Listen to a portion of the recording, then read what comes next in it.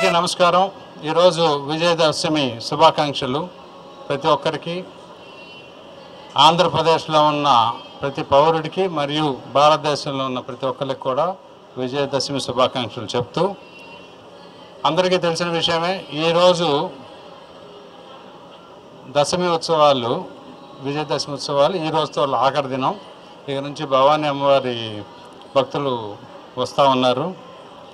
ముఖ్యంగా ఈరోజు అమ్మవారి ధన్యవాదాలు చెప్పుకోవటానికి నేను ప్రత్యేకంగా వచ్చాను.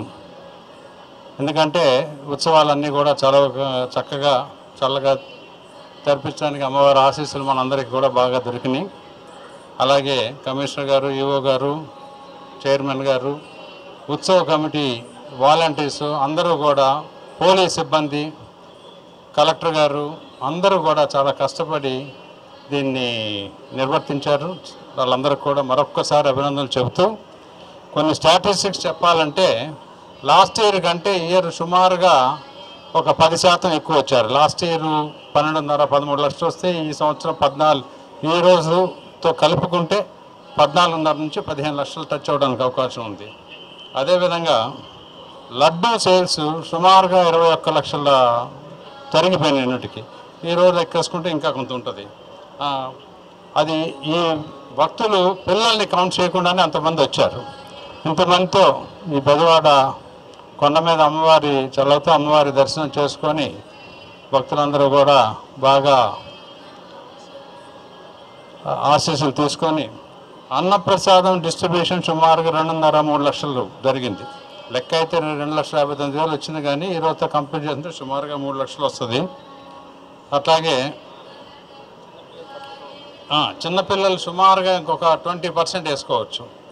కాబట్టి లాస్ట్ ఇయర్ కంటే ఇయరు, ఎందుకంటే మా ప్రభుత్వం, కూటమి ప్రభుత్వం వచ్చినాక అమ్మవారి సెలవుతో నేను పశ్చిమ నియోజకవర్గానికి ఎమ్మెల్యేగా ఎన్నుకోబడినాక ఇది రెండో ఉత్సవం. చాలా సంతోషంగా ఉంది నాకు. ప్రజలందరూ కూడా, నేను చాలామందితో కూడా ఫీడ్బ్యాక్ తీసుకుంటే, పోలీస్ సిబ్బంది కానీ, ఇక్కడ లోకల్ ఈవో కానీ, బ్రాహ్మణులు కానీ అంతా కూడా చాలా భక్తి శ్రద్ధలతో బాగా చేశారని చెప్పి ఫీడ్బ్యాక్ వచ్చింది.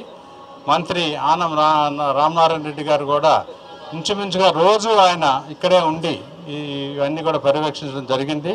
వారికి కూడా ప్రత్యేక ధన్యవాదాలు చెబుతూ, ప్రజలందరూ కూడా వచ్చే సంవత్సరానికి ఇంకా బాగా చేసుకోవాలని చెప్పి అమ్మవారిని కోరుకుందాం. తప్పకుండా అందరం కలిసి మళ్ళీ వచ్చే సంవత్సరం ఉత్సవం ఎప్పుడు వస్తుందా అని చూసే విధంగా మనందరం కూడా వేచి ఉండి, ఇక నుంచి ఈ సంవత్సరం మనం స్వచ్ఛంగా సత్య భారత్ అనే నినాదంతో మనం ముందుకు తీసుకెళ్ళాలి. ఎందుకంటే ఈరోజు గాంధీ గారి జయంతి కూడా వచ్చింది, లాల్ బహదూర్ శాస్త్రి గారి జయంతి కూడా వచ్చింది.